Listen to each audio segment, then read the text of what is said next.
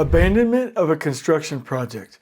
In this video, I'm going to talk to you about what that means, who can do it, what it will mean for the overall project and for you, and some things to consider. I'm going to take this from complex lawyer speak, which I don't know anyway, down to like layperson's terms so we can all be on the same page.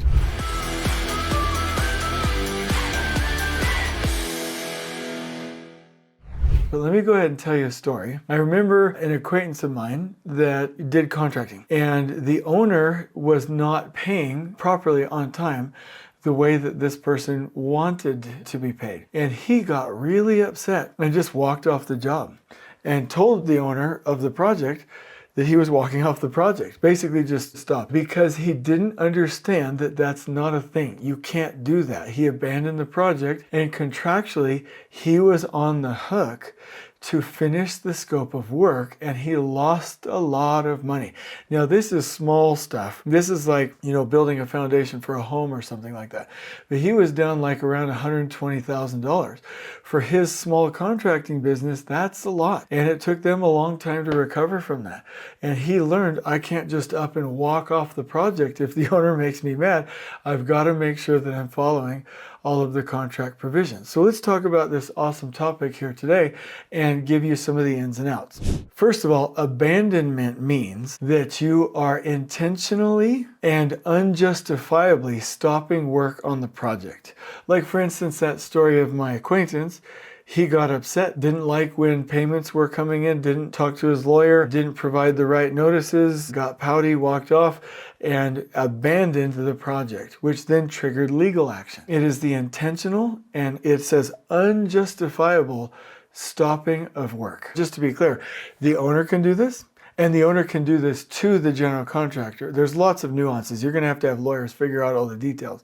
But the best thing to remember from this video is you don't just walk off the project. There are proper legal ways to do this in every instance. That's the main thing that I'd like you to hear.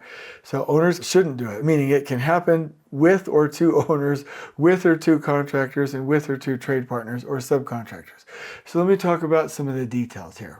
It practically happens when crews disappear, when work slows to a crawl or stops, or when there's no coordination, no progress, and no supervision on site. Like those are the biggest signs. You can notice it, and by the way, this is going to lead to a really neat point.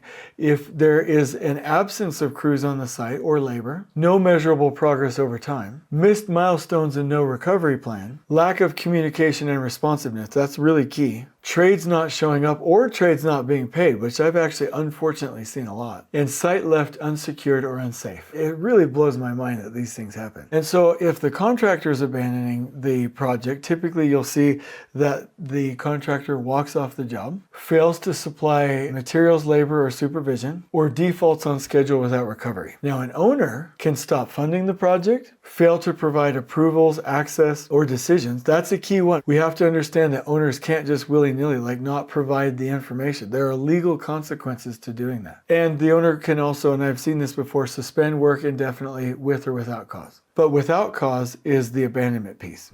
So, and this is very complex. I'm going to make a point here in just a second, but this is very complex. So you have to talk to your legal counsel, which everybody should have, no matter how big. Like, I don't care if your work is very, very small or if it's quick hitting.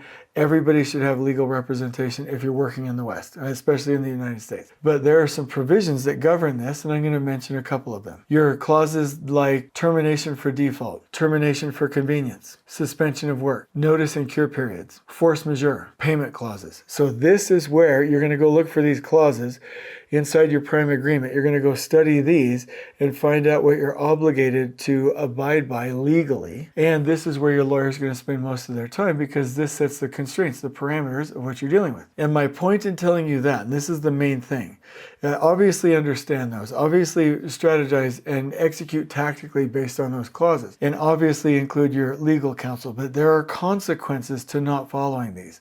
Let me mention some. There may be termination and replacement contractor costs, which is what my acquaintance dealt with, back charges and damages, liquidated damages for schedule delays, and these may compound, let me just say that, bond claims for performance bonds, litigation and arbitration, which is where it gets messy, and loss of reputation and future work. So you do not want to abandon a project. And this is really the key thing, is anytime you're going to go make a decision that affects your contract, talk to your lawyers. Everybody's negative about lawyers, and I get that way as well, until you need them. And in which case, when you need them, they are your biggest blessing. So make sure you're doing everything the appropriate way. Handling a situation the wrong way, even in an email, could get you in a lot of trouble. Even if you're like, I'm leaving, you're like, oh, that was just a verbal threat, could trigger actual abandonment. Like, you have to be very careful. Don't send emails, don't have phone calls, don't make claims, don't threaten, don't do anything without legal counsel. That's how our society is set up. Because abandonment is one of the fastest ways to turn a project into a massive legal war. And you don't want that. We're there to build and to have relationships and to improve humanity. We're not there to fight. And so here's my main point. And I hate most of these things, but this will help us to use what we have to do more appropriately. This is why daily reports, accurate daily reports, are important. This is why photos of the site are very, very important daily. This is why schedule updates and a path to finish is so important. Proper emails and notices, payment records, and formal notices. So when you are engaging in that proper documentation, which we've talked about before, make sure it's accurate, because abandonment is a clear example for why we will need clear documentation. Otherwise, it's all hearsay. So my advice to you is intervene early if there's a problem. Always consult your legal counsel. Issue formal notices before just giving up. Bring on additional support where needed. Make sure you have a path to finish on your schedule. Negotiate a reset if possible. And prepare for termination. These things will help you, and my biggest advice is talk to your legal counsel. So I'm going to turn this into a blog post for you in the description below. I hope you found this helpful. On we go.